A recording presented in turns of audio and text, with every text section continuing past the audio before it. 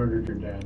No, I did Yes, you not. did. Daddy's dead because of you. Detectives keep pushing. Eventually, Perez Jr. makes a false confession to his father. He's going mad because they're gaslighting him that his dad is dead, and then at the same time both reaffirming that his father is indeed dead and that he must have done it. And they did this for 17 hours. And eventually he actually says that he killed his dad, which the detectives know he's alive. Welcome to another rendition of Delete Lawz. Go to my website, get a trifold, go to Delete Lawz and get a trifold and get it in your car 100%, DeleteLawz.com with a Z. Go there and get a trifold. I want to do a breakdown on this murder confession, and it's pretty deep. Murdered your dad. No, I did Yes, not. you did. Yeah, Daddy's dead because of you.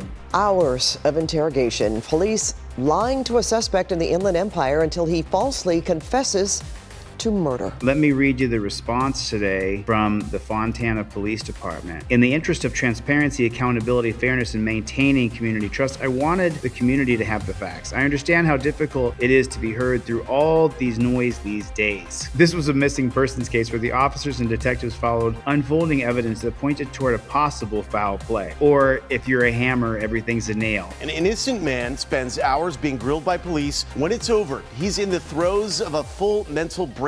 And under pressure, he lies to detectives about killing his own father. We don't think you're a monster, Thomas. Fontana police detectives grilling Thomas Perez Jr. after Perez Jr. reported his father missing. This interrogation descends into what's being described as psychological torture after the detectives extract a false murder confession from Perez. We just told you we found your dead dad, and you don't give a. That detective is lying. Perez Sr. was not dead. Fortunately, the man was ultimately located alive and well. In the settlement agreement, the judge on the case noted that a reasonable juror would agree that the officers had sufficient evidence to suspect a crime had been committed. We're talking about what? The judge on the case? If you're new to Team DLZ, what do we know? The judges in this country are completely against you. But in this moment, Fontana detectives don't know where he is. Perez Jr. reported him missing after they had an argument. A search warrant was served at the family home. Perez Sr.'s wallet, cell phone, and even some blood stains were discovered. If you're a hammer, everything's a nail, and the cops, all they want to do is justify their actions, arrest people, and put them in jail. And that's what they think their whole job is. A canine also alerted to the odor of possible human remains. The dog did alert and say that he had caught a scent of a body because the dog gets a treat and an attaboy. Detectives unleash an unrelenting interrogation of Perez Jr. Murdered your dad. No, I did Yes, you not. did.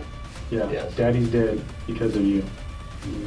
What kind of sick, evil bastard does this to another person? Yes, not only that, but poor Morgan here. Margot. Margot had to witness it. Yep. I walked through the blood. I walked through the blood, is what he just told this guy. Yeah. No. Yeah. Yes. And they both reaffirm and gaslight him, telling him, yeah, we walked through the blood of your father's corpse. The psychological effects of hours of grilling take their toll. Detectives keep pushing. Oh my God. Oh my God. He's pulling his own hair out. He's losing his mind. And these guys both know that his dad is not dead. They both know it. Eventually, Perez Jr. makes a false confession to killing his father.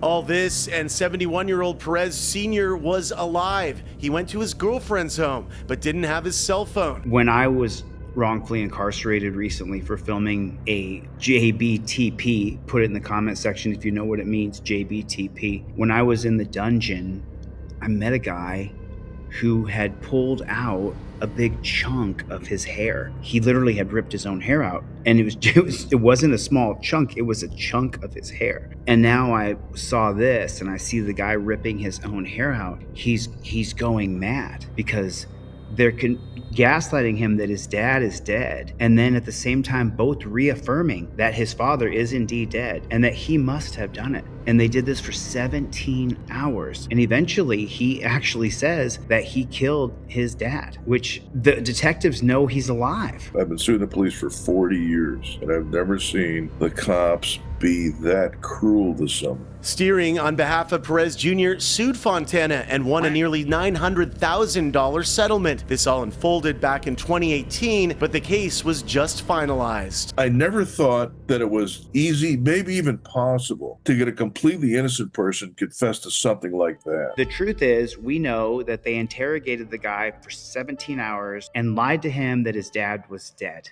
And so any justification of that action is disgusting.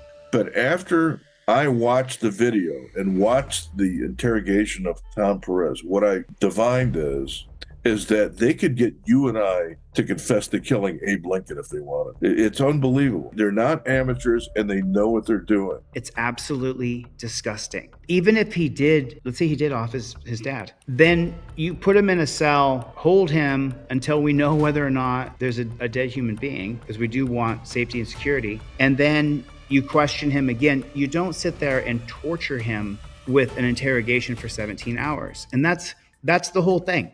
Your arms go to a touchdown position. That's how your arms do it. Your arms go to a touchdown position. You see this arm elbow bend right there? Phone's at the top of it. There's the top of the goalpost. There's the other side of the goalpost. Now I've got a touchdown position. Copper can't say I was reaching. Copper can't say nada. I had my license, registration, proof of insurance ready to go along with a copy of my driver.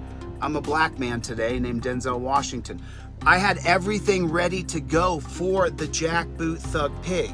I had everything ready to go. License, registration, proof of insurance, everything was together on a laminated card. I already laminated it. I took my time to do it because I don't want this jackboot thug pig to have any kind of power over me. I gave you everything I have to give you required by law. Leave me alone at that point. I'm not gonna play the game of why'd you pull me over. I'm not gonna play the game of do you know how fast I was going. No, no, no, no, no. We've seen time and time and time again that you end up going in torture cuffs, that you end up going to jail. You have to use the trifold. Then the cop says, you know what?